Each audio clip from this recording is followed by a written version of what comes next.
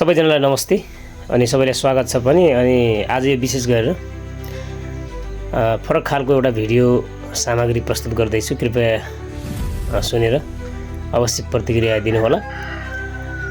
विषय प्रसङ्ग चाहिँ के छ भने वर्तमान परिस्थितिको बारेमा थोरै केही जिज्ञासा भएकोले गर्दा मैले जिज्ञासा चाहिँ मात्रै यो चाहिँ आफ्नो टिकटकमा चाहिँ भिडियो सामग्री रूपमा प्रस्तुत गरेको छु। यसमा आफ्नो विचारका रूपमा यसलाई मैले अगाडि बढाएको छु। अब यो गएको भदौ 23-24 को जेएनजी आन्दोलन, त्यसपछिको अन्तरिम सरकार,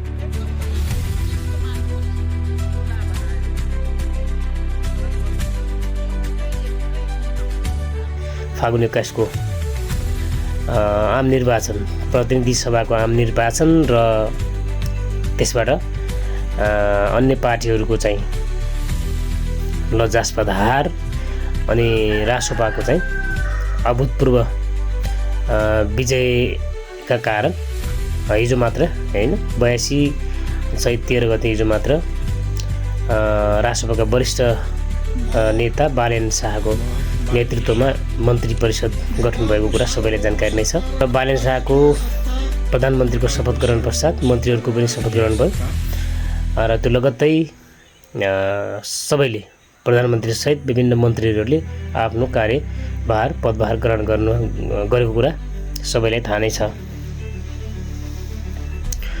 त्यसपछि 24 घण्टा नबित्दै हैन सरकारले चाहिँ एक्सनमा कार्य गर्ने निर्णय गर्यो र विभिन्न निर्णयहरू सुन्न पाइन्छ सामाजिक सञ्जालमा। त्यसमा चाहिँ शिक्षा विज्ञान तथा प्रविधि मन्त्री खेलकुद सहितको सस्मित पोखरेलले एउटा प्रवक्ताको रूपमा जिम्मेवारी पाएर त्यो भनेको कुरा सामाजिक सञ्जालमा सबैलाई थाहा नै छ।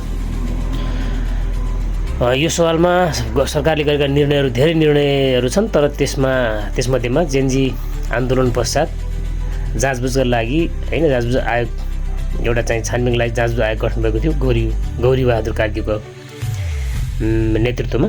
त्यो आयोगको प्रतिवेदनलाई तुरन्त कार्यान्वयन गर्ने भनेर निर्णय गरेको र त्यसमध्येमा पनि पूर्व प्रधानमन्त्री केपी शर्मा ओली र पूर्व गृहमन्त्री रमेश लेखक पक्राउ भएको कुरा बिहान मात्रै छ्यापछ्याप्ती सुनियो। र त्यसपछि यसमा चाहिँ नेपाली काङ्ग्रेसको यसमा चाहिँ त्यो पक्राउप्रति विरोध प्रदर्शन गरेको पाइएन भने एमालेको चाहिँ अहिले व्यापक रूपमा सामाजिक सञ्जालमा देखिरहेछ।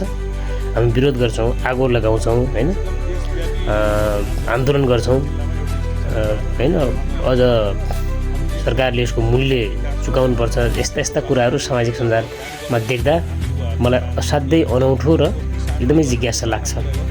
के नेपालले अब चाहिँ अझै पनि अराजकता, अझै पनि द्वन्द्व हैन, अझै पनि दङ्गा फसाद, अराजकता हैन, होहल्ला, आगजनी, आन्दोलन सहन सक्छ त हैन?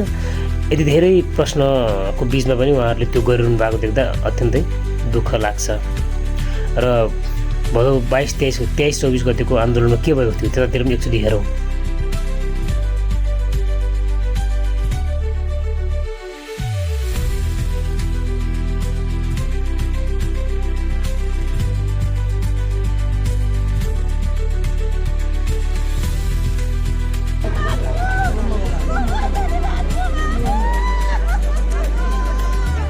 हाम्रो त काठ मात्र होइन, मेरो त वंशै उजाडिदिए।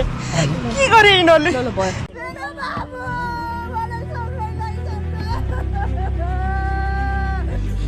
एउटै छोरा थियो, भविष्यमा के मेरो सेवा गर्न भएन। मेरो निर्दोष बच्चाले के बिगारेको थियो? कलिला बच्चालाई हत्याराहरूले यसरी मारे, आफ्नो बच्चा भए त्यसरी निर्मम र एउटा गैर जिम्मेवारीपूर्ण सरकारको कदम पनि त्यतिखेर देखिन्छ। त्यसमा छानबिन गर्नको लागि सहयोग गर्ने कि उल्टै अराजकता मचाउने भन्ने पनि त्यहाँनिर ठुलो प्रश्न छ। र अर्को अर्थमा भन्दाखेरि नेपालको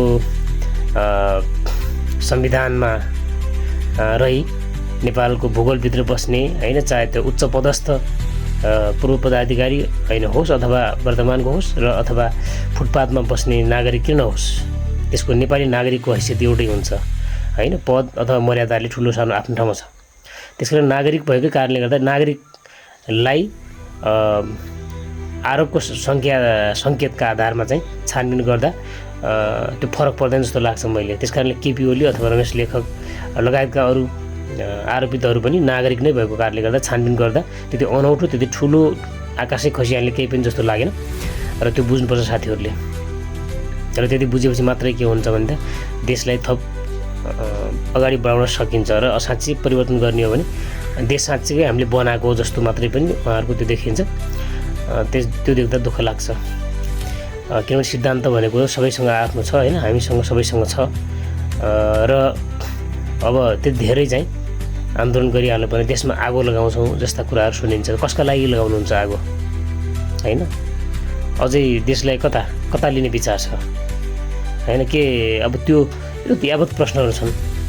त्यस कारणले एकपटक यसको विरोध गर्ने, अब यदि साँच्चीकै उहाँहरू निर्दोष हुनुहुन्छ भने त उहाँहरूलाई चाहिँ अदालतले होइन न्याय दिन्छ र फर्किनुहुन्छ। त्यस कारणले यसमा विरोध गर्नुपर्ने म छैन, दोषी छैन भन्न आवश्यक छैन। र खास गरेर निर्दोषीले म दोषी होइन भनेर प्रमाणित गर्ने प्रयत्न गर्दैन होइन। सत्य मान्छेले होइन, निर्दोष मान्छेले त्यो गर्नै पर्दैन, न्यायालयले त्यसलाई चाहिँ न्याय दिन्छ।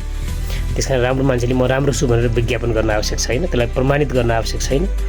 त्यो राम्रो हुनको लागि, निर्दोष हुनको लागि त्यो चुपचाप बसे पनि न्यायालयले न्याय दिन्छ र त्यसपछि त्यो यथास्थितिमा आफ्नो स्थानमा चाहिँ फर्किनु पर्छ र फर्काइनुपर्छ। त्यो हाम्रो सबैको बुझाइ हो। त्यस कारणले चरम विरोध गर्ने साथीहरूले एकचोटि भदौ 22, 23, 24 खास गरेर 23 र 24को आन्दोलनको एउटा नतिजालाई हेर्नु होला, तर त्यसपछि मात्रै विरोध गर्नुहोस् होइन। त्यति निर्मम तरिकाले एकदम साना विद्यार्थी भाइ बहिनीको हत्या भएको छ कि त्यत्तिकै छोडिदिने त? देशमा अभिभावकको भूमिका निर्वाह गर्ने व्यक्तिले कि त्यत्तिकै छोडिदिने, त्यो छानबिन नगर्ने भन्ने हुन्छ। त्यस कारणले त्यसमा चाहिँ तपाईँहरू चिन्ता लिनु पर्दैन। यो सरकारको चिन्ता हो र सरकारले पनि जबरजस्ती नभएको कुरालाई दोषी थुपारेर कारबाही गर्न पाउँदैन र त्यो फेरि न्यायालयले त्यो गर्न पनि गर्दैन। त्यस कारणले न्यायालयप्रति पूर्ण विश्वस्त हुन जरुरी छ भन्ने कुरा मेरो धारणा राख्छु। धन्यवाद।